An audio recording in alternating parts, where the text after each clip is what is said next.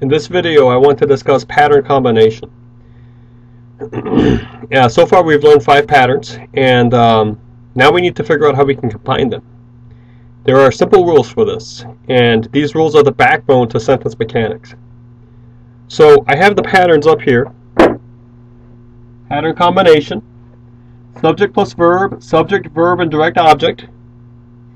Subject plus verb plus indirect object plus direct object.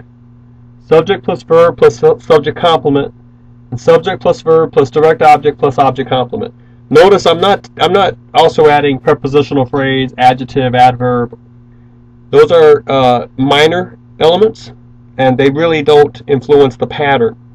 Of course, they're the color and the fullness of communication. But when you're analyzing the word group to see what actual pattern is there concerning sentence mechanics, you don't have to take into account adjectives, adverbs, prepositional phrases. You can just cross them out if you want to. They don't change or add to the pattern.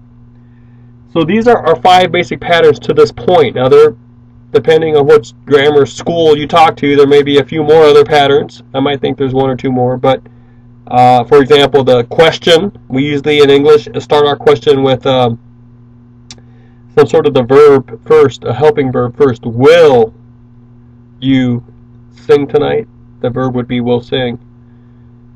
There may be some other patterns, but with these 5 patterns here, this is enough to figure out the proper rules for combining them. Alright, so the key question is, what can join patterns together? And the answer is simple. Okay, only 3 things. Conjunctions,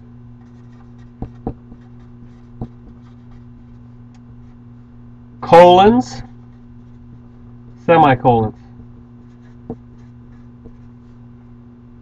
Now, there may be a case to be made for the dash, but I think you're safe if you just stick with these 3 and avoid the dash as a way to combine sentence patterns.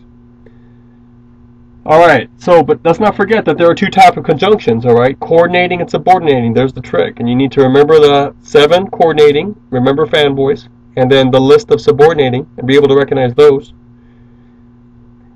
You should also be able to remember that conjunctive adverbs, although they look like conjunctions, and they have a conjunctive feel to them as far as cognition goes and the way they order thoughts, they can't combine sentence patterns.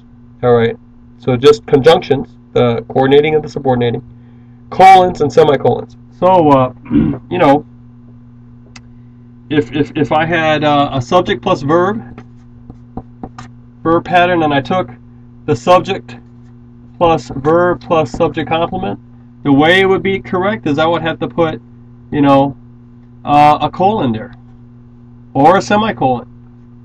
Or if I wanted to take a subject plus verb plus direct object plus object complement and combine it with a subject and verb and direct object, subject plus verb plus direct object, I could do it with just a colon. What if I wanted to take a subject plus a verb and combine it with another subject and verb? I could do it with a conjunction.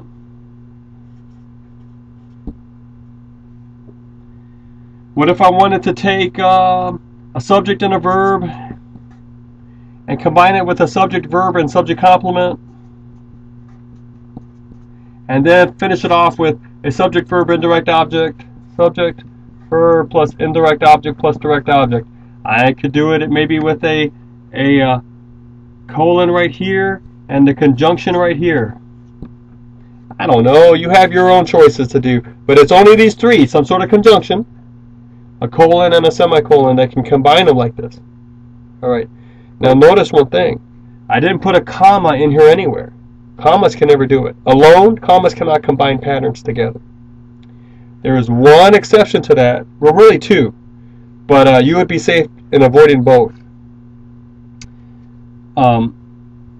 It's enough, I think, for the work I want you to do in this class concerning this, for us just to remember these 3 as properly combining the patterns. It's simple enough in its abstract sort of rule form, but once you begin practicing with it, all right, The ease with which you may or may not have doing this depends on your ability to consistently recognize the patterns you have in front of you, which goes all the way back to the first lesson, and your ability to recognize the verb. Once you get that down, it all falls into place, and these are the next things to use to push toward the main purpose of these videos and this instruction, and that's for you to recognize when your sentences have been combined correctly. At this point, we're just talking about patterns, but eventually we'll look at sentences, and the rules will be the same. Only three things can combine them: the conjunctions, the colons, and the semicolons.